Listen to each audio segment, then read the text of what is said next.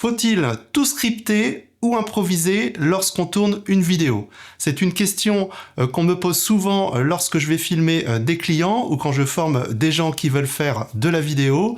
Et je vais vous dire qu'il n'y a pas vraiment de réponse unique, donc je vais vous donner mes conseils dans cette vidéo pour que vous soyez efficace, authentique et fluide.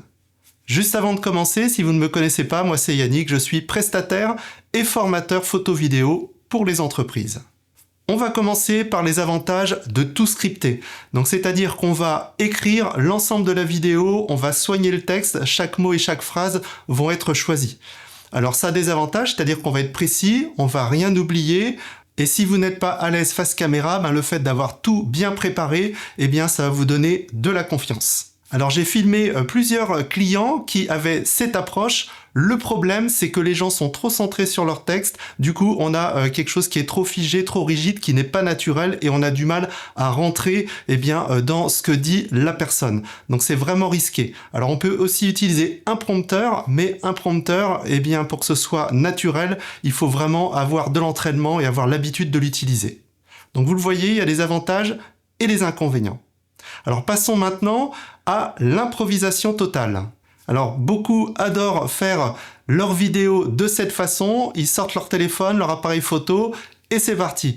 Alors ça a beaucoup d'avantages, ça permet d'être naturel, d'être authentique, de ne pas avoir trop de préparation en amont. Par contre, ça a aussi des désavantages, c'est-à-dire que, on va avoir un contenu qui n'est pas très organisé, on peut oublier des choses et on va souvent redire aussi les mêmes choses.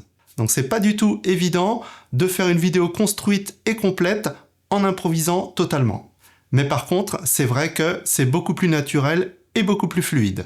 Alors après avoir tourné énormément de vidéos, que ce soit pour mes formations ou pour mes différentes chaînes YouTube et les réseaux sociaux, et aussi après avoir filmé beaucoup de personnes différentes, la méthode que je vous propose est un mixte des deux que vous allez ajuster en fonction de ce que vous préférez. Donc moi, ce que je vous invite à faire, c'est de rédiger quand même l'introduction, parce que l'introduction est hyper importante, et la conclusion avec l'appel à l'action.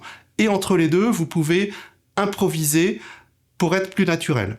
Par contre, n'improvisez pas totalement. Je vous conseille quand même d'écrire les grandes idées que vous allez partager dans la vidéo et de préparer bien en amont. Comme ça, ça vous reviendra. Vous écrivez juste les points importants pour ne rien oublier et pour que ce soit structuré. Ça va vous donner un fil conducteur et comme ça, vous pourrez improviser de façon naturelle mais organisée. Donc vous l'avez compris, que vous choisissiez de scripter ou d'improviser, il faut trouver la formule qui va vous permettre de vous sentir à l'aise et de donner un contenu authentique et de qualité à votre audience. Donc testez les deux approches, voyez ce qui fonctionne pour vous, mixez les deux. Si vous avez besoin d'aide, n'hésitez pas à me contacter. Et j'aimerais bien savoir, avant de se quitter, que vous me disiez dans les commentaires si vous êtes plutôt team script ou team improvisation ou un mix des deux. Voilà, c'était Yannick, j'espère vous avoir aidé. Je vous dis à bientôt dans une prochaine vidéo. Salut!